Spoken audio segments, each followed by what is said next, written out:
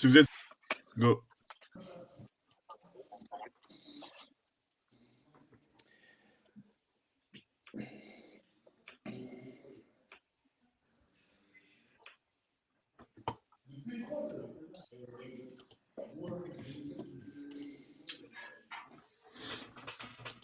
Messieurs, bonsoir. Apparemment, on est en live. Bonsoir à tous. Salut les gars. Qui bug, mais ça devrait pas faire rentrer dans l'ordre. Bon, messieurs, en cette veille d'Halloween, on s'amuse à se faire très peur en ce début de saison. C'est compliqué. Comment ça va pour vous ce soir? C'est même plus à se faire très peur. Là, j'ai contacté Puis moi, je vais te dire, je vais contacter le cardiologue. Mes parents m'ont dit, on est désolé pour toi, il est décédé. Ils m'ont emmené jusqu'au cimetière pour me montrer où il était. Donc, comme tu dis, c'est vraiment à se faire peur là. Parce que là, je pense que, Alex, au niveau de l'électrocardiogramme, c'est proche du néant, là, du zéro. Ah bah après, on avait la tension qui montait sur les premiers matchs de la saison. Là, je pense qu'il n'y a même plus de tension. C'est bon, de toute façon, on est en mort cérébrale. Il n'y a plus grand-chose qui se passe là. Tu sais, comme on se disait mardi, malheureusement, on est plus pressé de faire les lives que de regarder les matchs maintenant. C'est un peu compliqué. Les matchs, et surtout que Max, les matchs se suivent et se ressentent. C'est-à-dire que on en est presque à se dire on n'attend plus rien. On n'attend plus rien quoi. Il n'y a plus de surprise. On sait avant même que le match démarre, on sait à quoi nous attendre. Et c'est ça qui est le plus navrant. C'est vrai. Je suis d'accord, ouais. Je suis d'accord. Donc on va commencer avec Brentford, on va débriefer Brentford. Est-ce qu'il y en a un de vous deux qui veut se lancer? Bon, allez, Steph, il est chaud là. Brentford, j'ai envie de dire que moi je m'attendais à une reprise. Comme on est après la victoire de Francfort, je m'attendais moi à ce qu'on redémarre le championnat sur d'autres choses.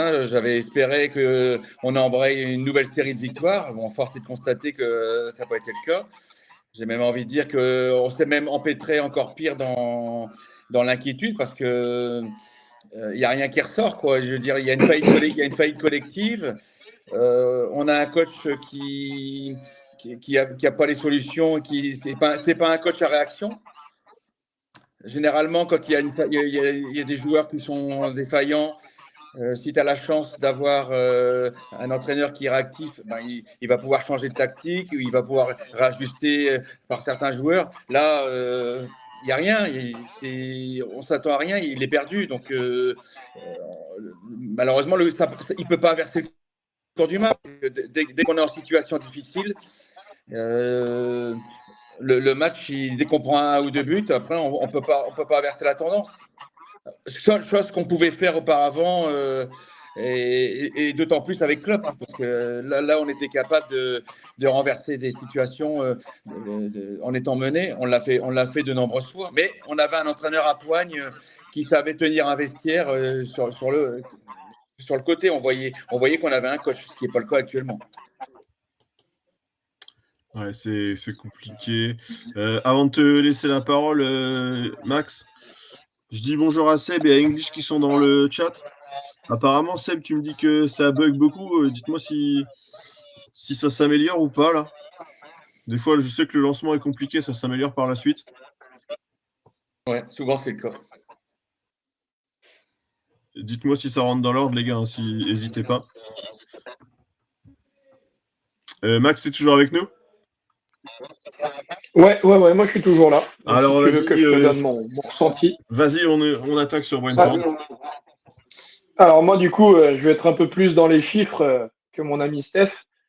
J'ai quand même noté ce qui est impressionnant, c'est que le match Brentford-Liverpool, on est à 66% de possession pour 34 côté Brentford. Comment peut-on perdre autant de matchs et toujours avoir la possession du ballon?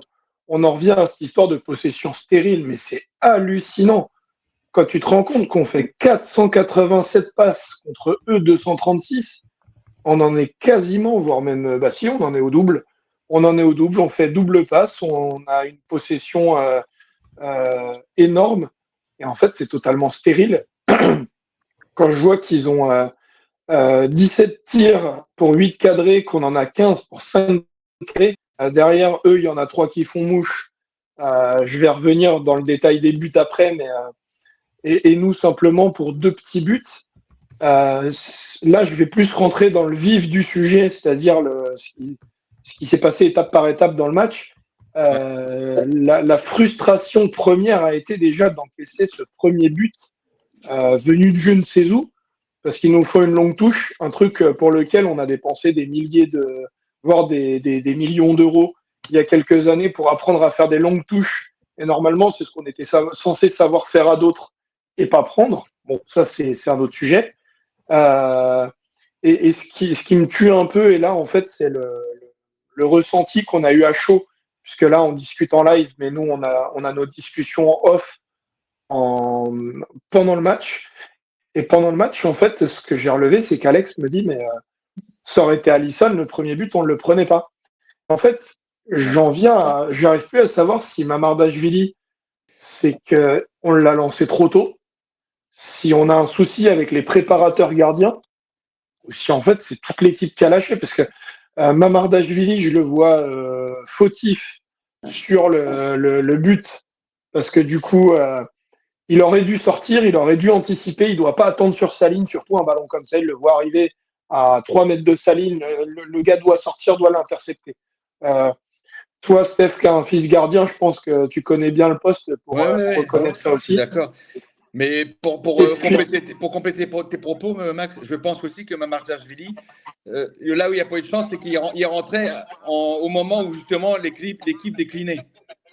Ah oui, tout à fait. De toute façon, il n'était pas prévu d'être titulaire de cette manière-là. Et sur le premier but, mon autre fautif, parce qu'au-delà des Kitike qui loupe le ballon, qui loupe le duel sur le premier ballon, c'est Kerkez. Kerkez, la tête dans le vide. Surtout qu'on était beaucoup à se demander pourquoi Slot avait titularisé Kerkez à la place de Robbo. Bon, j'ai un élément de réponse. Moi, j'avais rencontré un mec pendant Liverpool Palace à Wembley qui m'avait dit, je connais bien Slot, je le suis à Feyenoord, c'est ma deuxième équipe favorite, je vous passe les détails.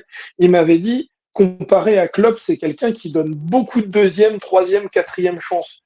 Mais là, ça commence à faire beaucoup parce qu'il veut redonner de la confiance à des gars qui en ont très peu et qui font des bourdes. Et ensuite, il les remet dans le bain et au lieu de lui prouver le contraire, ils refont des bourdes. Donc, comme on disait tout à l'heure, sa mayonnaise, elle ne prend pas. Et c'est pire que ça parce qu'on se dit encore le premier but, on reste intéressant. Ça là, il reste hyper intéressant sur les 20 premières minutes. Il y a des accélérations, il y a des passes, il y a des frappes. Même si tout n'est pas cadré, franchement, on a encore à ce moment-là de se dire à la 20e minute, on peut revenir à un partout, on peut refaire la même que face à l'Eintracht Francfort. Il y a un truc de rassurant. Sauf que patatras, Salah se prend les pieds dans le tapis, il manque de mettre un coup de genou dans la tête de Keller, et là, silence radio. Plus d'équipe, plus de réponse. Et dans la foulée, on se prend le deuxième but. Le milieu de terrain de Brentford, il efface 3 lignes en une passe en profondeur. L'attaquant se retrouve face à Mamardashvili, et là, Mamardashvili ne sort pas. Mamardashvili plonge à droite alors que rien ne prédit, à gauche pour nous du coup, mais rien ne prédit que le ballon, la sortie, elle est catastrophique. En fait, il donne normalement un gardien quand il doit donner très peu d'indications à l'attaquant. Là, en fait, il a donné il ouvre son jeu à l'attaquant pour marquer. C'est ça. Et du coup, en fait, le but aurait été ouvert, c'était la même chose. Ouais. Et pour conclure en fait un petit peu ce match, je parlerai pas de nos buts parce que nos buts en soi sur le résultat, ils n'ont pas influé. Donc, je parlerai pas de nos buts. Je dis pas qu'ils sont chanceux, je dis pas qu'ils sont pas beaux, j'en parlerai pas, ils n'influent pas. Par contre, le troisième but, là où je suis un petit peu plus énervé, j'estime que le résultat est juste pour Brentford, il méritait de gagner. Mais ce qui me chagrine un petit peu, c'est le troisième but. On prend quand même un penalty très généreux en regardant plusieurs fois les ralentis, on se rend bien compte que le talon de Van Dijk est hors de la ligne. Donc, c'est-à-dire qu'en fait, le contact se fait hors de la surface. Et pour moi, en regardant bien le ralenti, l'attaquant se laisse tomber. Alors que s'il y avait eu vrai contact et vraie chute, l'attaquant, il partait pas les deux genoux en avant à faire roulade. Donc, il en a rajouté. Il leur file penalty très bien, mais à ce tarif-là, il fallait qu'il le file à Gakpo un peu plus tôt. Ça veut dire que c'était soit on acceptait les deux, soit on refusait les deux. Donc, pour moi, il y a une justice à deux vitesses. Et surtout le penalty. La première fois que je vois un penalty sifflé comme ça, hein, je veux dire. Non, mais voilà, surtout que l'arbitre ne va même pas voir, il fait confiance à l'oreillette, hein, il va même pas voir la vidéo lui-même. Il demande la VAR en faisant son signe, il va pas la voir. Donc, après, il y a un moment où on peut dire oui, Liverpool est pas bon, oui, on mérite de perdre. Par contre, il y a un moment, si l'arbitrage se met à faire ce qu'il veut, à ne plus respecter les règles, il y a un moment, c'est rideau, quoi. Voilà. Donc, pour ma conclusion, c'était ça. Le troisième but pour moi. Et puis bon. Après, on va dire, bon, il y a un penalty, le gardien, il peut l'arrêter. Bon, j'en reviens à ce que je disais tout à l'heure. Mamardashvili sur sa ligne donne encore beaucoup de signes. Il y aurait eu un gardien, il n'y aurait pas eu de gardien, c'était pareil, hein, il y avait but. Hein. Le gardien, malheureusement, dès le premier but, je crois qu'il a pris l'eau et psychologiquement, il n'était plus là.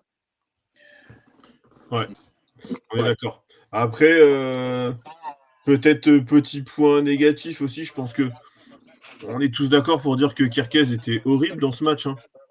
Horrible, ah oui, il a fait peur. Voilà. Et c'est lui qui met le but du 2-1, le but de l'espoir, on va dire. Ouais, enfin, ça n'enlève rien que sa prestation restait médiocre. Hein. Ah non, mais justement, c'est là où je veux en venir, c'est que il reste sur le terrain à la mi-temps, je pense, du fait de ce but, alors que le but ne change rien à sa prestation désastreuse, quoi. Exactement.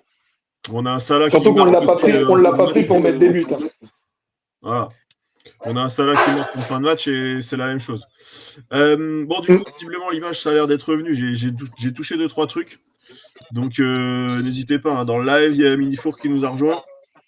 Après, Salah, il faut reconnaître que c'est un vrai but, un vrai but hein, d'avant-centre. Hein. On peut lui reconnaître ça. Hein. Le but est vraiment beau. Hein. Le contrôle et frappe dans la foulée. Non, je pense que la question, elle n'est pas là. La question, elle est plus qu'il marque à un moment où il ne devrait plus être sur le terrain à cause de la prestation. C'est ce que veut dire Alex, en fait. Ce qu'il veut dire, c'est que les deux joueurs qui marquent, c'est deux joueurs de leur prestation et de leur poste. À ce moment-là du jeu, ne devraient plus être sur le terrain. Puisqu'en fait, Klopp, il les aurait déjà sortis depuis longtemps. Et ces mecs-là n'auraient pas dû être là, ils n'auraient pas dû marquer, en fait. Après, ça n'en retire en rien les buts qu'ils ont mis. Hein. C'est l'image. Mais la prestation pour le poste. C'est un peu l'image des stats modernes, c'est-à-dire que c'est deux joueurs qui vont s'en sortir avec une stat relativement correcte sur le match, enfin une note relativement correcte sur le match, alors que la prestation était calamiteuse. En particulier pour Kerkez. Exactement. Mais bon, ça là est loin de ce standard. C'est clair. Comme on dit souvent, le fait de marquer un but, ça relève ta prestation. Ouais. Oui, voilà. parce que c'est le but du football. Mais bon, je veux dire, ça, au poste donné, c'est-à-dire Kerkez, on ne l'a pas acheté pour mettre des buts. C'est pas son poste, c'est pas. Et n'empêche que du coup, comme tu dis, il se fait sauver sur le fil en mettant ce but, alors qu'en réalité, on a une incompréhension totale du 11 de départ. Pour moi, personnellement, après, chacun pense. Pour moi, personnellement, le 11 de départ était le bon, en retirant Salah pour mettre Chiesa et en retirant Kerkez pour mettre Robbo. Je pense que ça aurait été. Je dis pas que le résultat aurait été différent, mais il y aurait eu un visage différent. Après, bon. Le but nous a assommés. Hein. On a vu qu'on n'arrivait pas à mettre un pied devant l'autre. Hein. Les joueurs qui quand même qui sortent du lot depuis le début de saison. Avec Etike, il a eu du mal. Il n'était pas dans le sens du jeu. Voilà, je vois que Jones et Szoboszlai qui sont sortis du lot. Je regardais un peu la presse spécialisée Liverpool, mais aussi les noms qui ressortaient. Hormis ces deux joueurs-là, j'ai vu personne. Szoboszlai, c'est le seul qui surnage depuis plusieurs matchs. Hein. Et ce que j'ai peur, c'est que ça décline malheureusement avec le mood de l'équipe, en fait, que ça les tire vers le bas. Ouais. Oui, puis voilà. On va. Je sais pas. Vous avez autre chose à rajouter sur Brentford parce que on a un bon sujet Crystal Palace qui nous attend. Ouais, mais c'est juste vas-y, après, non, tu peux. juste pour finir, après la conférence de presse, on en reparlera certainement au cours du live après sur le match de Crystal, etc. Mais la conférence de presse qui a suivi de Slot, elle est quand même lunaire. Hein. Quand il dit qu'ils ont affronté une équipe qui était très forte, c'est pas, il inverse les rôles. Hein. Mm-hmm. Ah, on a vu. C'est vrai qu'on a vu 2 joueurs qui sortaient du lot à Brentford. Après, voilà, le reste, ça reste une équipe de milieu de tableau du championnat anglais. Hein. On a vu Kayode qui était vraiment bon. Et rappelez-moi le milieu de terrain qui nous a fait mal là. J'oublie son nom. Le capitaine, Damsgaard. Ouais, c'est ça, Damsgaard. 2 joueurs vraiment très très forts sur ce match-là. Ils m'ont impressionné. Mais voilà, si on joue notre jeu, ça doit pas nous faire peur. Et c'est des joueurs comme d'autres de la première ligue. Hein. Quand on joue un City ou quand on joue un Arsenal, il y a des joueurs de ce niveau-là à tous les postes. Et voilà, faut savoir les tenir. Donc maintenant. Après, c'est vrai que c'est une belle équipe, Brentford. Hein. C'est pas une équipe de bas de tableau. Hein. Mais on ne doit pas avoir peur et on ne peut pas dire que c'est une équipe plus forte que nous. On est champion. Enfin, je veux dire, il y a un moment, il ne peut pas y avoir d'équipe plus forte que nous. C'est pas logique. Donc, c'est vrai que je te rejoins, Steph. Aujourd'hui, ça devient compliqué de suivre les conférences de presse puisqu'en fait, on est presque plus énervé à les écouter qu'à regarder le match. Quoi. C'est ça.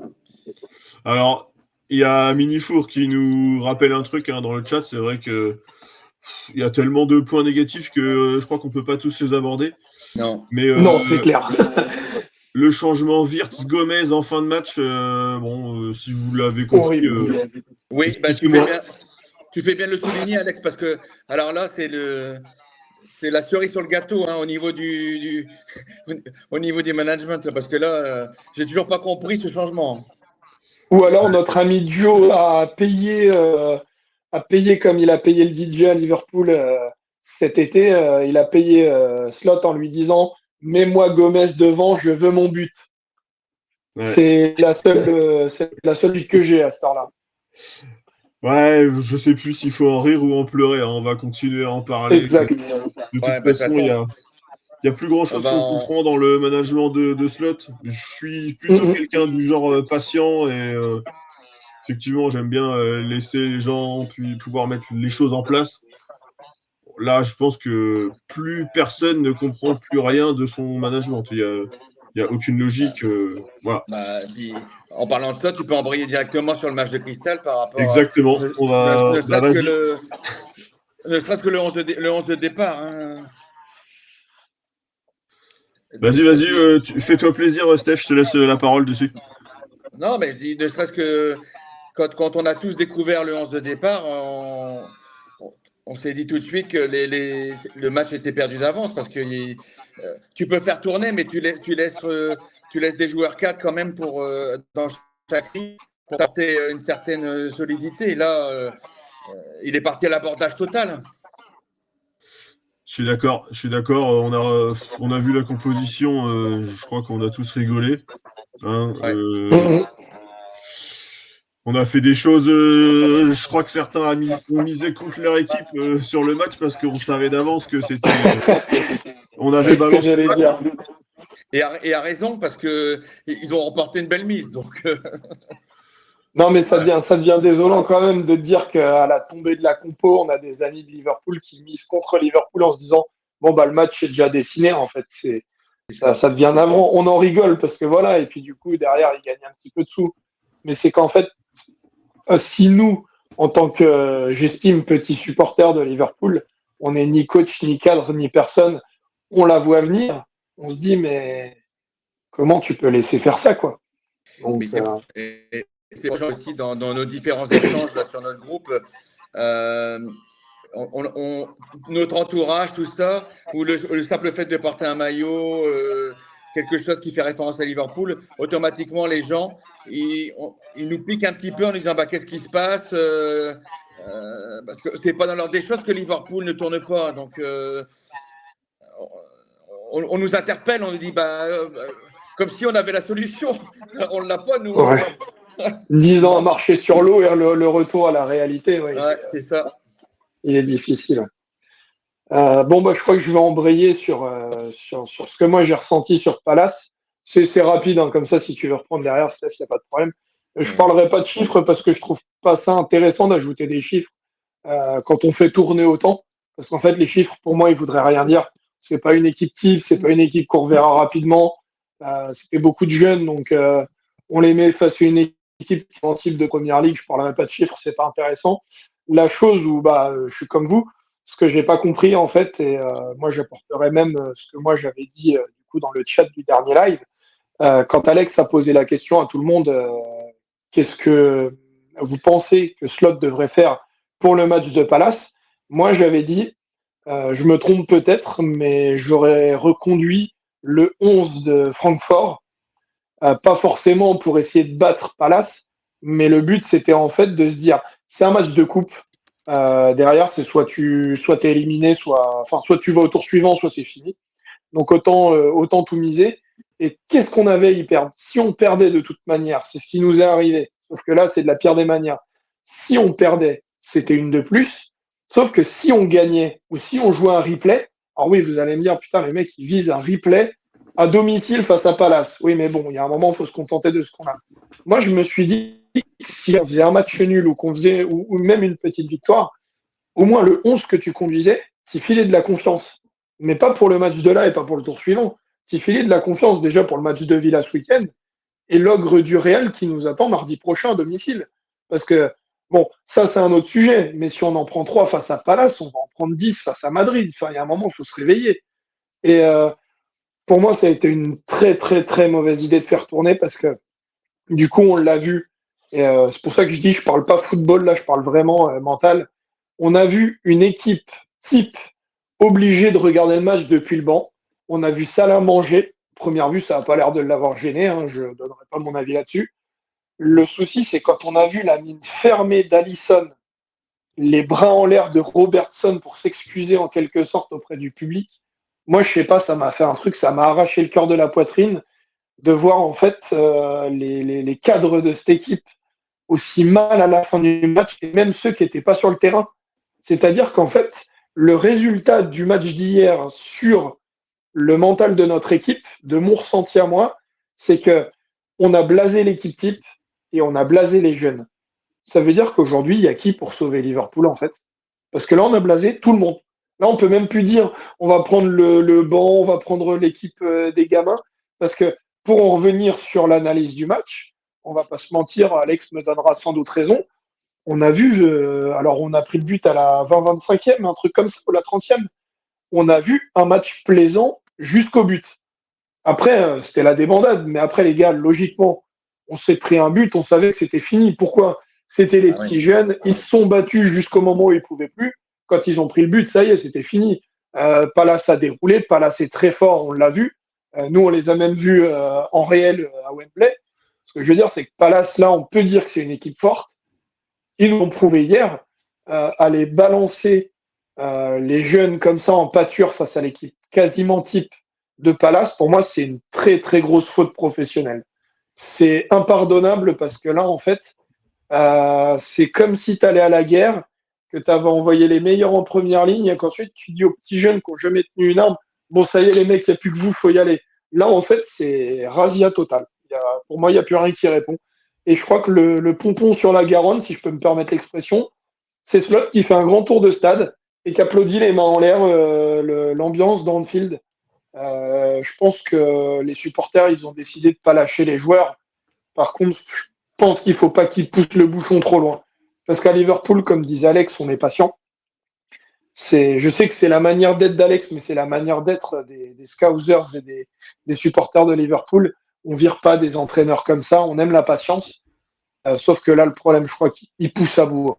Il est très très fort, mais il pousse à bout. Alors, je ne sais pas où il va en venir, mais il pousse à bout. Voilà mon analyse. Si vous voulez ajouter quelque chose, n'hésitez pas. Ouais, alors du coup, attends, excuse-moi Steph, je te coupe 2 secondes. Je fais un petit peu le point sur les commentaires dans le chat. Il y a Minifour qui nous dit que, en plus de la cata, c'est même pas intéressant pour les jeunes, tu les envoies au casse-pipe. Je suis assez d'accord et English est d'accord avec lui. c'est vrai que mettre une équipe comme ça contre Palace, contre qui on a déjà perdu 2 fois cette saison, qui nous a mis en difficulté, je sais pas ce qu'il cherchait en fait. Je sais pas ce qu'il cherchait. Le coach de Palace dit en conférence de presse derrière que c'est un manque de respect de dire qu'on a mis une petite équipe. Mais enfin, je sais pas, c'est aberrant. Il peut même pas dire ça. Alors il dit ça par respect pour les joueurs qui étaient sur le terrain, je peux comprendre. Ok. Mais nous, de notre côté, c'est un manque de respect pour les supporters, c'est un manque de respect pour les gamins qui vont se faire marcher dessus. Alors quand tu perds, t'apprends. Ok, je veux bien. Mais quand tu sais que tu vas perdre, avant même de mettre les pieds sur le terrain, je sais pas, il a de la chance qu'on ait vu 25 minutes avec des mecs qui se déchirent. Effectivement, les gamins, ils se sont dit, bon, bah, c'est à nous de tout montrer, 25 minutes, on se donne à fond. Tu tiens pas 90 minutes contre une équipe comme Palace, qui est habituée à la première ligue tous les week-ends, c'est pas le championnat U19 en Angleterre, quoi. Donc, on a eu des U19, on a eu des mecs de l'équipe B, voire de l'équipe C. Enfin, on a une équipe B, d'accord, mais Endo, il met pas les pieds sur le terrain. Gomez, il met pas les pieds sur le terrain. On a une charnière centrale qui a joué, qui a jamais joué ensemble, en fait. Jamais joué en tant que défenseur central. Robertson, pas à son poste, comme d'habitude. Vas-y, Steph. Puis je pense que les gars. C'est pour ça, Alex et Matt, que je pense qu'il fallait quand même faire tourner, parce qu'on a des échéances très importantes qui arrivent. Mais je reviens à ce que je disais tout à l'heure, c'est qu'on peut faire tourner, mais il faut quand même laisser une ossature. Et sinon, tu fais jouer des joueurs qui ne se connaissent pas, et tu pars forcément au casse-pipe. Eh oui. Oui, de toute façon, voilà, on n'est pas. Pour ajouter à ce que tu dis, Alex, je crois que le pire du pire, c'est, alors si je dis pas de bêtises, c'est peut-être pas le bon joueur, mais Nalo qui rentre, qui se fait sortir sur carton rouge. Geste de frustration, mais le gamin, on peut même pas y en vouloir en fait. Ah non. Ton équipe a perdu déjà 2-0. On te fait rentrer en te disant, mec, va falloir y aller là, parce qu'on perd. Ce match-là, on peut pas le perdre. Oui, mais il est déjà perdu en fait. Et puis le tableau du score, il te le rappelle bien. Donc, les choix tactiques sont pas bons avec l'équipe type, et ils sont encore plus catastrophiques avec les gamins, quoi. Donc à ce tarif-là, quitte à avoir mis autant de jeunes, pourquoi on n'a pas fait comme Klopp il avait fait à une époque? Et ça, j'avais trouvé ça hyper respectueux de la part de Klopp. On va peut-être revenir en arrière, hein. Et ça va peut-être être le sujet suivant pour Alex. Mais à une époque, rappelez-vous, Klopp, je crois que c'était aux alentours de la Coupe du Monde des clubs ou quelque chose comme ça. Klopp, il était pris à la gorge. On ne pouvait pas être là et là en même temps. Il avait dit en conférence de presse. Ouais. Il avait mis l'équipe type, mais par contre, il avait envoyé l'entraîneur il avait mis l'équipe 10, mais il avait envoyé l'entraîneur des jeunes. Et c'est l'entraîneur des jeunes qui avait été joué le match de Cup. Et là, en soi, tu peux plus te plaindre en conférence de presse que tu envoyé les gamins. Tu as envoyé leur entraîneur avec. Donc tout le monde était prévenu dès le départ. On n'avait pas de souci avec ça, en fait. Ouais, puis c'est pas là sur le match de Crystal, en faisant rentrer quasiment une équipe complète. C'est pas leur rendre service, en fait. Ils les grillent. Ils se grillent eux-mêmes, les gamins. C'est pas leur rendre service. C'est ça. Mentalement, il n'y a aucun, même comme dit Alex, il n'y a aucune leçon à tirer de ça, en fait, à part te dire, t'as vu, t'es nul et t'es encore plus nul en 4K sur la télé-écran plat. Ouais. Après, je sais pas, on peut pas, de toute façon, on peut pas tirer de leçon de ce match, hein, parce que c'est les joueurs qui seront plus sur le terrain le prochain match, donc. Non, c'est pour ça que je te disais, je parle pas de stats, parce que finalement, les stats ne valent rien du match d'hier. Hein. C'est cette combinaison de joueurs, on la reverra pas, donc il n'y a rien à en tirer finalement. Par contre, c'est là, comme tu disais, parce que les échéances qui arrivent, on va quand même jouer Aston Villa, là, qui est quand même une belle équipe du championnat. On va entraîner avec le Real de Madrid. Ensuite, il y a l'Inter du Milan aussi qui va s'enfiler. L'Inter de Milan, on va falloir se coltiner également. Non, mais c'est que surtout là, on enchaîne une semaine avec des placements à City derrière. Ils vont être heureux de nous voir. Hein. Ouais. Ça fait un petit peu qu'on les bat, qu'on les maltraite. City, là, ils vont être heureux de nous recevoir à domicile. Ouais. Et il y en a qui ont visiblement tiré des conclusions de ce match, parce que donc on parlait de Slot en conférence de presse tout à l'heure. Donc j'ai écouté la conférence de presse après ce match-là. Bon, c'était encore lunaire. Je sais pas. J'ai l'impression de voir Domenech des fois en fait. Je sais pas de quoi il me parle. Je sais pas de quoi il me parle, Slot. Il est à côté de la plaque. Et ce qu'il y a, c'est qu'Alex, là, il est en train de perdre la cote d'amour qu'on pouvait avoir pour lui avec le titre l'année dernière. C'est que là, c'est proche du néant. Là, on a un désamour total pour lui. Là. Ouais. Alors je vais commencer par Ramsey. Il nous parle de Ramsey il a vu un bon joueur, un bon arrière droit qui peut postuler en équipe première. Alors j'ai pas de problème avec ça. Ramsey fait un match correct. Par rapport à d'autres, il a pas coulé plus que ça. Mais rappelez-moi qui a joué le plus de temps défenseur droit actuellement depuis le début de championnat.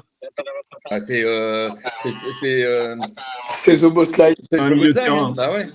Ouais, c'est l'autre milieu de terrain. On a déjà 2 défenseurs droits. C'est un milieu de terrain qui passe le plus de temps en défenseur droit. Qu'est-ce que tu viens nous parler de ça? Parle-lui en privé, dis-lui qu'il a fait un bon match, mets-le en confiance.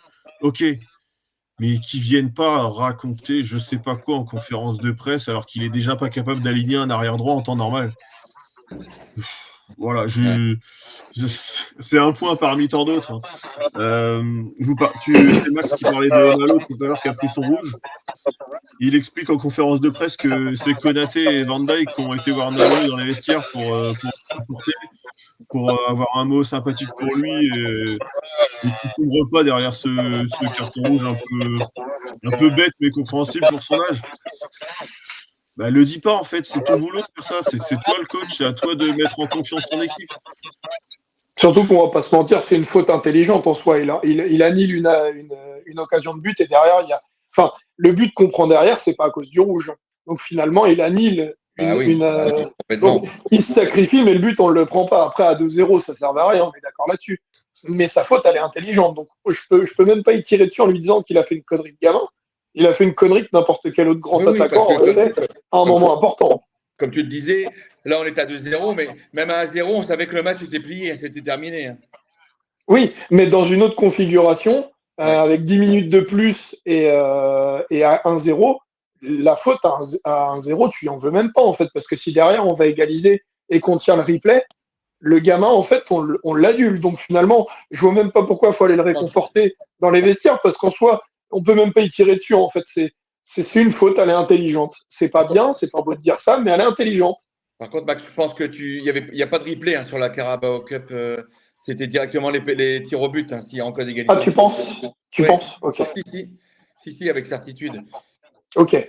Oui, parce que je sais que ça avait changé, tu as raison. Ouais. Par contre, moi, ce qui me gêne, c'est que on rend les armes. Le match, il démarre, on sait que si on prend un but, parce que comme tu l'as souligné, les 25-30 premières minutes, elles sont pas dégueu. C'est intéressant à voir. Par rapport aux jeunes, tout ça, ils ont essayé de faire quelque chose. Par contre, dès que le but est encaissé, bon, là, tout le monde lâche les bras. Et ça, c'est pas Liverpool, parce que des défaites, on en a vu, mais tu as toujours eu une rébellion, de l'abnégation, du combat, surtout quand tu es à Anfield, parce que tu as le public qui est avec toi. Et d'ailleurs, Slot, il a souligné, il remercie le public d'avoir soutenu l'équipe, mais il aura toujours ça, le soutien. Mais le problème, c'est qu'on a l'impression que c'est un politicien qui va un peu aller essayer d'aller à droite à gauche pour se rallier un peu, se ramener un petit peu de. Le problème, c'est que là, c'est incompréhensible. Et puis, je vais juste rebondir sur un truc qu'Alex il a dit en tout début de débat. Il m'a dit Slot, il me fait penser à Domenech. Ça me fait rire parce que ça, on n'en a même pas parlé en off. J'étais tout seul à tourner ici pour me préparer pour le live. Et en fait, j'avais la même idée que toi. Mais en fait, Slot, il pensait à Domenech de 2006. Tu vas vite comprendre où je veux en venir. Parce que Domenech, ça n'a jamais été le meilleur sélectionneur, ni historiquement en France, ni dans le monde. Mais le mec, il a réussi à emmener l'équipe de France en finale de Coupe du Monde. Sauf qu'en fait, quand tu écoutes les spécialistes, ils te disent c'est pas Domenech quand même l'équipe de France en finale de Coupe du Monde, c'est Zidane par son retour. C'est lui en tant que capitaine, c'est lui qui fédère, c'est lui qui décide, un petit peu avec ce qu'on voit avec le Portugal et Ronaldo. C'est plus le sélectionneur qui décide, c'est Ronaldo. On le voit. Ça se dit pas officiellement, on le voit. Ils étaient trois. C'était Zidane, Thuram et Makelele qui étaient. Mais bien sûr. Puis des mecs du coup qui ont tout gagné avec l'équipe de France et qui savaient ce qu'ils devaient faire. Et Domenech n'avait pas les épaules pour. Et c'est pour ça que je vais rebondir sur la comparaison Slot-Domenech. C'est qu'en fait, on en revient à ce qu'on dit beaucoup en off. C'est qu'en fait, est-ce que Slot a les épaules pour le poste? Est-ce qu'il les a eu un jour? Alors, c'est des questions. Je le pense personnellement, mais c'est des vraies questions qui se posent. Et en fait, est-ce que, comme j'ai pu le lire dans nos discussions, est-ce qu'il n'a pas juste mis les pieds sous la table? Je crois que c'est toi, Steph, qui l'avait dit. Qu'il n'a pas juste mis les pieds sous la table et qu'en fait, il a laissé l'équipe naviguer en pilote automatique parce qu'en fait, c'était bien huilé. L'équipe, elle fonctionnait sous le stratagème de Klopp, pressing fort, etc. L'an dernier, on gagne la première ligue avec l'équipe et la tactique de Klopp. Ensuite, on a beaucoup de joueurs qui partent. Il y a des départs comme celui de Jota qui n'était pas prévu. Klopp l'a bien souligné cette semaine quand on l'a interviewé en disant tu peux remplacer un joueur que tu transfères. Dans un cas de figure comme celui-là, professionnellement, tu es obligé de le changer. Personnellement, c'est impossible. Dans ta tête, tu ne peux pas remplacer un joueur. Ça, c'est un autre débat. Est-ce que ça y joue actuellement sur le mental de l'équipe? Ça, on le saura dans quelques mois, voire dans quelques années. On ne peut pas tirer de conclusion à chaud. On est toujours à chaud, on est toujours dans la crise. Par contre, le truc, c'est que oui, maintenant, on en est quasiment tous persuadés. Slot gagne la première ligue avec la tactique et avec l'équipe de Klopp. On lui file les clés en lui disant là, tu as budget illimité. Il a eu un cheat code, je ne sais pas où il l'a eu, illimité. Il dépense un demi-milliard, c'est historique, même pour la première ligue. C'est-à-dire que ce que je veux vous dire, les gars, c'est qu'en 10 ans, Klopp, il nous a battu des records. Parfois, c'était des records, mais quand on les regardait, on se disait, mais ça sert à quoi un record comme ça? Mais il est batté. Salah a battu des records, on était dingue. Sauf que là, ce qui commence à me faire peur, c'est qu'on bat des records négatifs.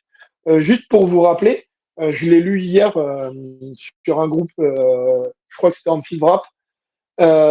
Ça faisait, en fait, en 70 ans, ce qu'on vit là, en 70 ans, c'est arrivé que 2 fois, de perdre 6 fois sur 7 matchs. La dernière fois, c'était sous l'ère Benitez en 2009. Donc, ça veut dire que ça rejoint la stat que tu avais donnée, Alex. Si tu fais ton calcul de 70 ans, ça nous ramène aux années 50 et aux fameuses années noires où Liverpool n'était pas très bon et avait enchaîné 5 défaites d'affilée. Donc, ça veut dire qu'en 70 ans, on a eu 3 mauvaises périodes. 70 ans, c'est relativement énorme. Je pense que si on met nos âges à nous 3 réunis, on atteint à peu près, enfin, on les dépasse, mais bon, en rigolant, 70 ans, c'est pour représenter à quel point c'est énorme. Et pour vous dire, 3 zones d'ombre en 70 ans, et là, on est en plein dans une qui n'est pas terminée. Et les gars, ça me fait vraiment peur. C'est pour ça que, là, je pense qu'on peut ouvrir le débat de notre ami Slot. Quid de la pérennité de Slot sur le banc de Liverpool. Alors, je vais finir quand même par je vais quand même finir la conférence de presse qu'il a sortie, parce que il s'est pas arrêté là. On a English qui nous dit dans le chat aussi que Klopp, avec l'équipe qu'on a cette année, il gagne le match. Enfin, il gagne. Ah, carrément. Ils disent. Il gagne tout. Ils disent on gagne tout. Mais oui. Mais déjà, je reviens, déjà, avant de revenir sur la conférence de presse, je reviens quand même un peu sur le match. On a des joueurs qui ont besoin de jouer. On est d'accord qu'on a des joueurs qui sont à court. Bon, je parle pas des blessés qui ne peuvent pas jouer. Mais Endo, par exemple. Chiesa, il a besoin de jouer. Endo, il a besoin de jouer. Bon, les deux ont joué. Ok, il n'y a pas de problème. Wirtz, je suis désolé, mais il a besoin de confiance. Il y a des gens qui ont besoin de s'intégrer. Ngomoa, il a joué, mais il a besoin de s'intégrer avec des gens de l'équipe première, pas en jouant avec le reste des moins de 19 ou avec le reste de l'équipe B. Enfin, on a quasiment 2 équipes complètes. On a 2 équipes complètes, c'est pas quasiment, on a 2 équipes complètes. Maintenant, il y a des blessés, etc. Ok, ceux-là, tu peux les remplacer éventuellement par des moins de 19. Slot dit en conférence de presse que on a énormément de joueurs, notamment les joueurs qui viennent de l'extérieur, qui ne sont pas aptes à jouer 3 matchs en 7 jours. Mais qu'on m'explique. On a bien recruté des mecs qui ont joué des Coupes d'Europe l'année dernière. Dans leur club, ils jouaient 3 matchs par semaine. Ils jouaient peut-être pas tous en première ligue. Ok. Mais le gap d'intensité des 3 matchs par semaine, ça reste 90 minutes en 7 jours. Quel que soit le championnat, c'est 90 minutes en 7 jours. Et on va rien inventer, on va rien révolutionner. Donc qu'il arrête de se foutre de nous. Puis il jouait la Ligue des Champions, ça veut dire la même ligue que nous. Hein. Il n'y avait pas de cadeau pour les uns ou pour les autres. Hein. Donc, Et puis les joueurs qu'on a recrutés, on n'a pas été les chercher dans un championnat exotique. C'est ça. C'est là où je veux en venir aussi. Donc voilà. Et aussi en conférence de presse, donc tu en as un peu parlé, Steph, mais le point positif que note Slot sur le match, c'est que à 2-0, alors qu'on ne produisait pas de jeu, et ça c'est ses mots, le public était encore là à pousser. Bah c'est bien, si c'est ça que tu retiens en fait. C'est pas ton rôle le public, donc laisse le public faire son taf. À Liverpool, tu auras toujours du monde pour pousser, vous l'avez dit. Occupe-toi de tes joueurs et pousse tes joueurs, toi. C'est pas au public de pousser tes joueurs, c'est à toi de le faire. Je suis voilà. Comme je disais en début de live, hein, je suis quelqu'un qui aime bien prendre le temps de poser les choses, de relativiser, etc. Maintenant, on va ouvrir le dernier thème du live de ce soir. Qu'est-ce qu'on fait avec Slot? Parce que même moi qui suis quelqu'un de patient, là, je supporte plus, en fait. Je supporte plus ses mots, je supporte plus ses compositions. Je l'ai renommé moi-même Arne Flat. Donc Flat en anglais, c'est plat, en fait. Il y a des voix qui s'élèvent et des voix qui portent. Jimmy Carragher a clairement exprimé aujourd'hui qu'il voulait le départ de Slot. Oui, mais alors Carragher, je l'adore, hein, c'est une légende du club, mais le problème, c'est qu'il parle souvent, il parle beaucoup, et parfois, il se fait reprendre. Alors, c'est une voix, mais le problème, c'est que lui, je te dirais pas que c'est forcément la meilleure.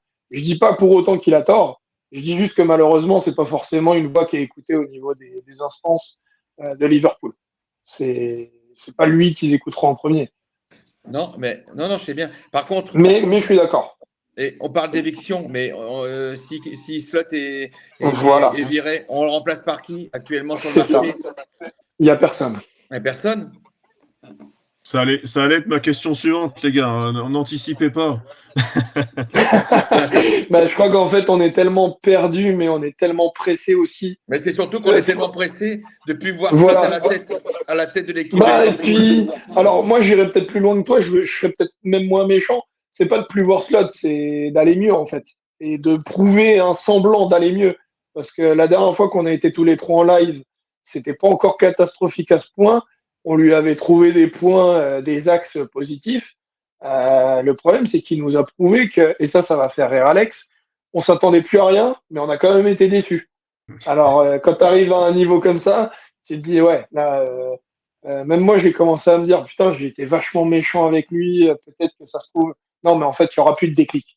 Il n'y aura plus d'électrochoc, il n'y aura plus de déclic parce que en off, Phil il nous a bien dit, il l'a répété plusieurs fois la question sans que personne y réponde, mais il dit est-ce que, et ça c'est aussi intéressant que la question que Alex voulait poser, est-ce que les joueurs ne sont pas en train de lâcher Slot? Ouais, mais moi, ce qui m'interpelle aussi, c'est que je repense à l'interview de Klopp qu'il a faite récemment où il a dit qu'il y a un seul club pour lequel il pourrait revenir en Angleterre, ce serait Liverpool. Et est-ce que c'était pas un appel du pied quelque part aussi? Alors le souci, c'est qu'il l'a pas dit comme ça. Je l'ai revu en anglais et c'est vrai que quand c'est traduit, c'est mal traduit pour ma part. En fait, on lui a dit est-ce que vous pourriez réentraîner Liverpool un jour? Il n'a pas répondu. Ensuite, l'intervieweur lui dit du coup, alors je ne sais plus comment ça a été amené, mais il lui a répondu sèchement. Alors, je n'ai pas dit que je n'entraînerais plus Liverpool. J'ai dit textuellement que je n'entraînerais aucune autre équipe anglaise. Il n'a pas dit qu'il reviendra à Liverpool. Il n'a pas dit qu'il ne reviendra pas. Et pour moi, c'est pas que c'est un appel ou pas un appel du pied, parce que Klopp je sais qu'on en rêve tous, hein, on est tous comme des Ah gosses oui, à se dire bien putain, sûr. mais s'il revient. Alors moi, le souci, c'est que s'il est parti, c'est que psychologiquement, il en avait besoin. Parce que je pense que vu le caractère qu'il a, l'intensité qu'il y met, on le voit sur certains joueurs, l'intensité qu'il y met. Regardez que Van Dijk, Robertson, Salah, c'est des mecs que Klopp a fait. Et ben les mecs, aujourd'hui, ils ont un peu plus de la trentaine. On ne peut pas les comparer à Ronaldo ou à Messi sur la longueur. Les mecs, ils sont cramés. C'est-à-dire que Klopp le reconnaît lui-même dans cette interview. À un moment, il va parler, bon, je m'écarte un peu du sujet, mais il a parlé dans cette interview de United. Et je pense que là, c'était une comparaison à Slot en disant c'est bien d'acheter les joueurs les plus chers, ça n'a aucun intérêt. Et là, il s'est mis à balancer sur United. Il a dit à mon époque, quand j'étais à Liverpool, qui n'est pas si vieille, il dit ceux qu'achetaient à tort et à travers à des prix pas possibles, c'était United. Ils achetaient des Paul Pogba, et là, il se reprend vite pour pas se faire tirer dessus en disant Paul Pogba est l'un des meilleurs joueurs au milieu de terrain que j'ai jamais vu. Il dit à cette époque-là, ils avaient Ronaldo. Il dit mais de mon expérience, c'est deux mecs que j'aurais pas fait jouer ensemble. Et en fait, ce qu'il ne faut pas oublier, c'est que on peut te filer un chéquier illimité et que tu achètes les meilleurs et pas savoir les faire jouer ensemble. Ou tu peux être Klopp, et là, oui, je tire sur la foule, mais et tu peux être Klopp et on ne te file pas d'enveloppe et tu arrives à créer ton équipe de Warriors. Ça prend beaucoup plus de temps, je suis d'accord. Hein. Mais pour le coup, en fait, il ne s'est jamais viandé comme Slot est en train de se viander. Donc, à partir dans ces comparaisons-là, on va dire oui, mais on parle d'un mec qui a déjà fait sa carrière et d'un autre qui est en train de la commencer à Liverpool. Mais le problème, c'est que je crois qu'elle a aussi vite terminé qu'elle ait commencé. Est-ce que Klopp, il est parti parce qu'il avait des désaccords avec les supérieurs? Est-ce qu'il avait besoin de Non, repos? je pense que Klopp, il est parti parce qu'il était tellement, il se mettait tellement de pression, il est nerveux. Ouais, et je pense qu'il avait besoin de recharger. Il l'a dit, de toute façon, ses batteries étaient à plat. Et là, moi, ce qui me fait dire qu'il y a peu de chances qu'il revienne, c'est que ça fait qu'un an et demi et je pense qu'il n'a pas rechargé ses batteries. Donc, Pourtant, il me paraît beaucoup plus sage. Il me paraît beaucoup plus sage. Tu sais, avant, il était dans les conférences, dans les interviews, à s'énerver, à devoir protéger Liverpool. Ouais. Donc, en fait, lui, il maniait pas la langue de bois, il rentrait dedans. Sauf que là, quand tu l'écoutes dans son interview, il est hyper calme, il est sensible en plus quand il se met à parler de Jota. Ça le prend au trip, quoi. Et quand je vois que Klopp est à deux doigts de pleurer en interview en parlant de Jota, et quand tu vois un peu le. Alors, c'est pas du slot, mais quand tu vois que slot, en fait, bah, tu as des joueurs qui s'assoient comme Salah, machin, sur le banc et qui regardent les fleurs et qui font dans l'arme comme Van Dijk, comme Salah, alors qu'on sait que c'est des mecs à fort caractère, slot, il laisse rien paraître, en fait. Qu'on perde, qu'on gagne, qu'on perde un joueur dans un accident de voiture, j'ai l'impression qu'en fait, il présente toujours la même tête, il présente toujours. Ouais, pour moi, ça restera une énigme jusqu'au bout parce qu'en fait, on n'aura jamais réussi à percer sa carapace et à savoir si c'est du jaune, du bleu ou du vert. Parce que finalement, en fait, il fait toujours la même tête, il a toujours les mêmes réponses. Et ouais, c'est pour ça que la comparaison avec Domenech, elle est pas mal. Parce que finalement, en fait, l'équipe, elle a joué en automatique jusqu'à ce qu'elle puisse plus, quoi. De toute façon, je pense que la comparaison avec Domenech, elle est vraiment pas mal parce que dans les conférences de presse, ils sont aussi lunaires que l'un que l'autre. C'est vrai, non, mais totalement. Ouais. C'est pour ça que les grands esprits se rencontrent. Je me rappelle de Domenech qui en sortant d'une élimination Coupe du Monde, la seule chose qu'il voulait dire aux journalistes, c'est qu'il voulait épouser Estelle Denis. Exactement. Et je vais aller plus loin que toi. J'espère vraiment qu'on ne va pas finir comme Domenech a fini en équipe de France. J'espère que les joueurs ne vont pas nous faire le coup du bus, les gars. Ah ouais. Ça, je ne pourrais pas m'en relever. Non, c'était clair. Et l'institution Liverpool non plus. Hein. Non, bon, les gars, c'est vrai. On en rigole, mais ouais.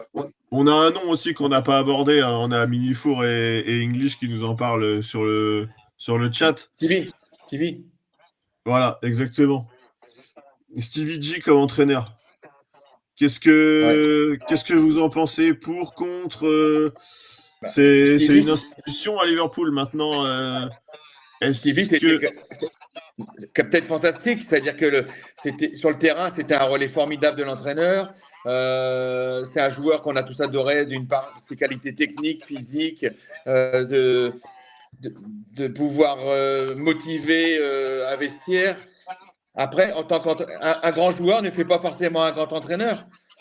Et j'en veux pour preuve que ces expériences, elles sont mitigées. Ok, aux Rangers, il s'en est plutôt bien sorti, mais Aston Villa, il s'est mis le vestiaire à dos presque. Hein. Ouais, il a une aura. Il a une aura. Alors, c'est peut-être bizarre ce que je veux dire, c'est qu'un point de vue, ça n'engage que moi. Mais il a une aura, mais peut-être pas forcément un charisme d'entraîneur, en tout cas. En tant que gamin énergique, on se rappelle tous, finale de Ligue des Champions contre l'AC Milan, il prend le ballon, tu vois qu'il donne de l'énergie à tout le monde. Il tire tout le monde vers lui, et c'est en ça que je dis que voilà, il a une aura et tu peux le suivre. Maintenant, le charisme d'un entraîneur, porter le poids de toute une équipe pour lui-même, je le vois moins dans ce rôle-là. J'ai pas suivi plus que ça son parcours en Écosse, alors que je sais qu'il a bien fonctionné, mais en Écosse, il fait quelque chose d'historique. Hein. En Écosse, il fait quelque chose d'historique. Hein. Les Rangers, ça faisait un moment qu'ils n'avaient pas. Ouais, je suis d'accord. Après, ce que je veux dire, c'est que j'ai jamais vu son comportement en conférence de presse ou sur le bord du terrain. C'est vrai. Pour voir ce qu'il dégage, en fait, physiquement, ce qu'on peut ressentir de lui. Parce que, voilà, on a tous une impression, en tout cas en regardant un entraîneur. Hein. C'est Minifour qui disait tout à l'heure, Slot le regarde dans le vide, les mains dans les poches. Bon, tu te demandes si même lui, il sait ce qu'il fait là, quoi. C'est clair. Donc, voilà. Hier, même pendant le match, je ne sais pas si vous avez vu, là, sur la fin, la caméra, toutes les 2 minutes, elle se tournait vers Slot, l'air de dire il était complètement perdu, avec les mains dans les poches, presque un petit sourire qui était encore plus énervant. Maintenant, les gars, il va falloir s'y habituer. Hein, ça va être ça. Les caméras vont être braquées dès la première minute sur lui jusqu'à la dernière minute du match. Hein. En gros, ils sont en train de nous dire, vous vous rendez compte de ce qu'on vous montre là? On est en train de vous montrer votre problème. Si vous ne le voyez pas, c'est agaçant pour nous. C'est agaçant pour nous, mais les caméras, elles en jouent. Quand tu vois comment les journalistes ont fait les choux gras quand il y avait la petite mésentente Mané-Salah, est-ce qu'elle a vraiment existé? Dans tous les cas, ce qui était bien avec Klopp, c'est que Klopp, en fait, tout ce qui se passait entre 4 murs restait entre 4 murs. Et rien n'a jamais fuité. Je pensais même que ça fuiterait après son départ. Il y a Linders qui a écrit un bouquin où c'est démenti par beaucoup de joueurs. Donc, du coup, on pensait qu'il balançait et qu'il disait vrai. Et finalement, après un court moment, on s'est rendu compte que tout était calomnie, finalement. Et quand on voit que finalement, Linders va signer à Manchester City pas plus d'un an après, on se dit, bon, on peut parler, finalement, ton bouquin, tu as vendu 3-4 pages, tu es content. Et voilà. Mais pour en revenir à Steven Gerrard, qui est la question, mon avis à moi, c'est de toute manière, les gars. Alors, je vais faire une comparaison. Vous l'avez sûrement plus connu que moi parce que je suis trop jeune. King Kenny, il a été entraîneur de Liverpool. Il n'a pas fait que briller l'équipe. Il y a eu des moments où il a été entraîneur de Liverpool, ça n'a pas été non plus folichon. Il a été entraîneur à plusieurs périodes. Moi, ma question, elle est, étant donné que Gerrard est une légende de Liverpool, si, je dis bien si demain il vient remplacer Slot, même s'il relève la barre et qu'on n'est pas champion à la fin de l'année et qu'on fait une saison blanche, mais quand même qu'il relève le niveau et qu'on arrive quand même à aller battre Manchester United chez eux, j'en rigole. Est-ce que du coup, on ne pourrait pas se dire, bon allez, de toute manière, ça ne peut pas être pire. Et d'un côté, se dire, alors, comme me disait Alière, est-ce que ça ne serait pas une erreur de le faire venir parce que on tuerait la légende? Moi, je pense qu'à Liverpool, on ne peut pas tuer une légende. Une légende reste une légende, quoi qu'elle fasse. Et on pourra lui pardonner le fait qu'en fait, il va récupérer un bateau en perdition. Alors, est-ce que c'est une solution de le prendre? Je ne dis pas ça. Je suis juste en train de donner des éléments pour dire, de toute manière, faute de merle, on mange des grilles. Donc, il y a un moment... Et puis, je crois que Stevie G, là, il est en stand-by, il a un peu la même position que Zidane, Zidane, il attend. Exactement. Et je crois que Stevie G, il attend qu'une chose, c'est de reprendre les rênes de Liverpool. Alors, peut-être que c'est pas l'entraîneur parfait à ce moment-là, maintenant, comme ça, pour Liverpool. Peut-être qu'il aurait fallu encore attendre 5 ou 10 ans, peut-être. Ouais. Mais ce que je veux dire, c'est que ça se présente là. On n'a quasiment pas de choix, donc du coup, il y a déjà des choses qui se passent en coulisses dont on n'est pas au courant. Mais dans tous les cas de figure, est-ce que Stevie ne se mettrait pas un peu de plomb dans la tête en se disant, bon allez, là, on me met une charge énorme, il va se mettre une pression énorme.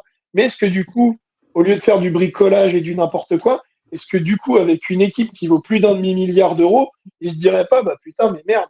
Et qu'est-ce qui vous dit aussi, les gars, que Klopp, il serait pas prêt à être consultant non officiel et à lui filer un coup de main? On a le droit de rêver, finalement. Ah oui, Parce bien que sûr, t'as raison. et à une époque, il y a eu des bruits de couloir qui disaient que Stevie devait rejoindre le banc aux côtés de Klopp. Et on pensait même qu'il y aurait cette fameuse transition que Klopp filerait officiellement Ouais, devant le c'est public vrai. les clés à Stevie. Est-ce que du coup, ça se ferait pas en coulisses finalement parce que même moi, hein, le jour où ils ont annoncé, même vous, les gars, on va pas se mentir, hein, on se le dit là en live, mais on se l'est déjà dit entre nous, quand le nom de Slot est apparu, on a tous été en mode bah merde, mais c'est qui lui, les gars? Ah, mais Max, Et n'oublie pas que Slot, il a été adoubé Pape. Hein. oui, mais je rejoins Phil là-dessus. Bon, Phil n'est pas là, je parle à sa place, hein, vous m'en excuserez. Mais Phil, il dit il voulait pas se mettre ni les supporters, ni le club ado. C'était l'air de dire je ne veux plus du poste, j'enlève mon maillot, je te le donne avec plaisir. C'était l'air de dire je ne veux pas m'en faire un ennemi. Il a préféré amener le truc en mode allez, on va pousser un peu. Et puis voilà. Oui, mais Parce il a quand que même. Oui, mais je veux dire par là que c'est pas comme s'il dit, comme tu dis, j'enlève le maillot, je le donne à quelqu'un d'autre.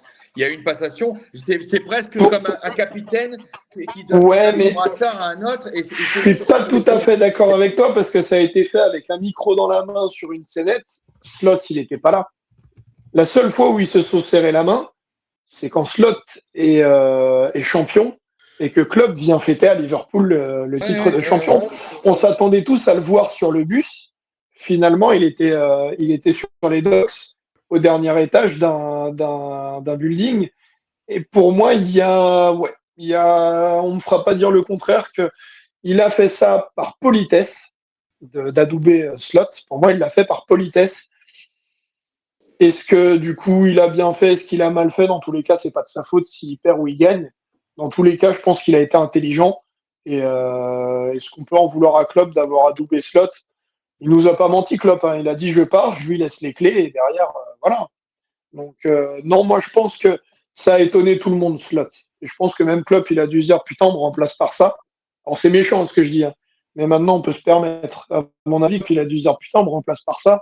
Parce que du coup, c'est pour moi, on m'a souvent rabâché ouais, mais Feyenoord, c'est le même pressing et tout. Non, non, non, je suis pas d'accord. Maintenant qu'on connaît la tactique que Slot a utilisée à Feyenoord et ce qui tente ou pas, ou enfin, on sait pas ce qu'il fait en fait. Le souci, c'est qu'on ne peut pas le comparer à Klopp et je le comparerai plus jamais de ma vie à Klopp après son malheureux départ de Liverpool. Parce que tu ne peux pas comparer deux choses qui sont diamétralement opposées. C'est vrai. Après, moi, les gars, si vous voulez, j'ai un entraîneur que je connais qui est dispo. Hein. Eric Ten Hag, visiblement, il cherche du boulot. Mais certains diraient que ça serait une farce d'Halloween et que demain, Slot va retirer son masque et qu'il y aurait Ten Hag en dessous. Donc, bon. Ouais, d'ailleurs, Ten Hag, il a été libéré de ses fonctions pas plus tard que la semaine dernière, si j'ai de bonne mémoire. Ah, ça fait un peu longtemps. Il a fait que 3 matchs, hein, Leverkusen. Ouais. Deux Hollandais à si haut niveau au chômage aussi rapidement, ça fait mal quand même. On a English qui nous dit, il y a une info Fabrizio Romano apparemment qui dit que Liverpool a 100% confiance en Slot. Alors, visiblement, on voit pas les mêmes matchs. On verra. Laissons du temps. Maintenant, il y a 2 gros matchs qui se profilent pour la semaine à venir. Si on arrive à gagner ces 2 matchs-là, peut-être qu'on changera notre fusil d'épaule et peut-être qu'on verra les choses différemment. Ouais, mais bon, là j'ai envie de dire qu'on navigue à vue. Hein. Donc là, Aston Villa, on ne sait pas qui est capable de donner un bon pronostic là, pour ce match-là. Hein. Là, c'est sûr que tu peux même pas parier en te disant je vais parier sur une victoire de Villa vu qu'on est au fond du trou. Parce qu'en fait, il pourrait. Moi, ce que j'attends quelque part, c'est que Van Dijk, en fait, même si on va dire bon, allez, pourquoi tu tires sur lui? C'est le capitaine, c'est le patron, c'est lui. C'est à lui de prendre les choses en main. En plus, ce que je n'arrive pas à comprendre et ce qui me. Alors, moi, c'est le genre de choses qu'il me faut ruminer pendant des heures. Je me dis, quand j'ai vu Slot arriver, j'étais pas emballé. Je vous le dis franchement, je le connaissais pas. Pour moi, j'étais pas emballé. C'était trop inconnu. C'était trop, ça venait de nulle part. Mais quand après j'ai réfléchi, je me suis dit, ouais, mais la colonne vertébrale de Liverpool, c'est des Hollandais. Il fait venir des Hollandais. Il fait ce que beaucoup ont réussi à faire, comme alors, vous m'excuserez, j'ai plus le nom, mais à Wolverhampton, qui faisait venir tout un tas de Portugais. L'équipe était quasiment portugaise. À l'époque où Benitez est arrivé, il a épuré, il a fait venir que des Espagnols. C'est des techniques, quelque part, qui ont fait leur preuve, même si en soi, mais tu as raison, parce que Arsène Wenger, il faisait venir que des Français. Oui, c'était l'équipe la plus française d'Angleterre. Oui, non, mais tu as raison, c'est normal. Mais ça marchait, parce que Thierry Henry marchait sur la première ligue à cette époque-là. Là, ce que je n'arrive pas à comprendre, c'est qu'on ne peut pas se dire, même si vous m'excuserez l'expression, ils parlent la même langue. Qu'ils parlent en anglais ou qu'ils parlent en hollandais, Van Dijk et donc son capitaine et son coach parlent la même langue, que ce soit maternelle ou professionnelle. Donc, ils n'arrivent pas à se comprendre et on le voit. Parce que quand tu vois que même en gagnant et même en étant homme du match, et là je parle de Francfort, Van Dijk, on voit qu'il n'a pas envie de décrocher un sourire. Il regarde de travers les caméras et tout. Il faut qu'on ait des snaps qui sortent les jours suivants entre joueurs pour se faire des sourires. Donc je rejoins Phil sur ce qu'il dit. Les joueurs entre eux arrivent encore à se faire des sourires. Quand tu te dis que c'est Van Dijk et Konaté, donc c'est pas l'un ou l'autre, c'est l'un et l'autre qui vont voir le défenseur qui a pris un rouge et l'entraîneur là-dedans, en fait. Et là, je rejoins Phil sur l'équipe est en train de lâcher Slot. Ça commence à se voir pour ceux qui ont l'œil. Par contre, moi, ce que je veux dire pour les matchs qui arrivent, à ce tarif-là, si les joueurs décident de lâcher Slot, il y a un moment, Van Dijk, prends ton courage à deux mains, prends ton équipe et fais le taf, en fait. Parce que lui, il peut totalement, en fait, dire à ses joueurs, ne l'écoutez plus, mais par contre, écoutez-moi et jouez. Parce que le problème, c'est qu'à l'heure où on parle sur le terrain, Van Dijk ne parle plus. Il gueule, mais il ne parle pas. C'est-à-dire qu'en fait, il donne des consignes quand c'est trop tard. Donc, je ne dis pas qu'il est fautif, je ne dis pas que c'est que sa faute, mais il y a un moment, si on veut que ça aille mieux, il va falloir que ça vienne de quelque part. Tu parlais d'un électrochoc, Steph. Pour moi, l'électrochoc, ça devrait être lui. C'est Van Dijk qui doit insuffler ce truc-là. Il doit devenir le patron et il doit anticiper. Il ne doit plus être à tout prix à gueuler une fois que la bêtise est faite. Quand la bêtise elle est faite, c'est trop tard. Mais tu dois avoir un entraîneur aussi qui t'envoie les bons signaux sur le terrain, sur le banc, et tu as aussi ton relais. Donc tu parles de Van Dijk, mais dans d'autres équipes, on voit aussi que c'est par le passé des joueurs qui étaient le relais de leur entraîneur sur la pelouse. Et c'est comme ça que tu fonctionnes et que tu as des résultats. Vous me permettrez aussi de relever qu'on a changé de capitaine hier, même si ce n'était pas prévu comme ça. Ouais. D'abord Robertson. Donc Robertson, en fin de match, je ne sais pas si vous l'avez vu, doudoune ouverte, les bras grands levés, à s'excuser auprès du public. Pour moi, j'ai vu ça comme une excuse. Et quand tu vois que Slot, il arrive quand même à faire le tour du terrain en applaudissant les mains en l'air, tu te dis, mais c'est deux salles, deux ambiances en fait. Comment tu peux être diamétralement opposé dans ton mood avec ton capitaine, tu viens de te manger 3-0 à domicile, aller applaudir les supporters. Et en plus, comme l'a souligné Alex, t'enfoncer encore plus en conférence de presse en ne parlant pas de tes joueurs, mais des supporters. Mais en fait, c'est deux salles, deux ambiances, en fait. C'est entre nos joueurs clés et l'entraîneur, c'est deux salles, deux ambiances. Les mecs ne veulent pas décrocher un sourire. Ils fêtent à peine les buts qu'on marque, que ce soit Van Dijk, Kerkez ou qui tu veux, le match que tu veux. On a l'impression que de toute manière, on marque des buts, l'air de dire, c'est pour éviter de sombrer encore plus, mais les buts, on les fait plus, que ce soit nous derrière nos écrans ou que ce soit les joueurs. Tu vois bien que sur les buts qu'on marque ces derniers matchs, on ramasse le ballon pour aller le remettre dans le rond central et puis on repart, mais on ne fait plus en fait. Il y a plus on joue pour jouer et il n'y a plus d'envie. On voit que les mecs, c'est à 3 à l'heure. Max, on se demande même si Slot n'y attend pas qu'une chose, c'est qu'on le libère. On libère je suis d'accord. Je suis d'accord. Il fait bonne figure comme ça, mais je pense que comme on l'a à peu près tous souligné maintenant, et il a pas. Je pense qu'il a le costume était beaucoup trop large pour lui. Il n'avait pas les épaules. Ouais. Et là, le problème, c'est qu'il se dit de toute manière, je n'ai pas de solution.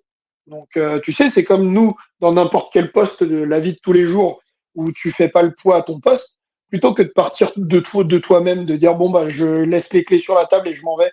il attend qu'une chose, c'est de se faire virer. Au moins, il partira avec un chèque. Je dis pas qu'il part de ce principe-là. Non, mais mais oui, le ressenti qu'on a, en fait, c'est que maintenant, il attend que, on lui dise quelque chose.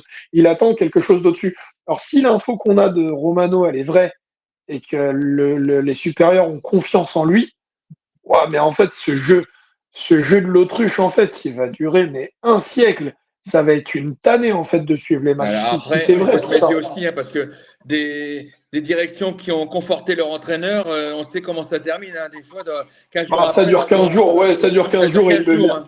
Ouais, c'est vrai. Je suis d'accord avec toi là-dessus. Ouais. Bon, les gars, sur ce constat un peu déprimant, je pense qu'on a fait un bon live, on va peut-être conclure. Donc, samedi, match à 21h contre Villa. 21h encore, on joue? Ouais, 21h encore. Ouais. C'est ce que j'avais noté, ok.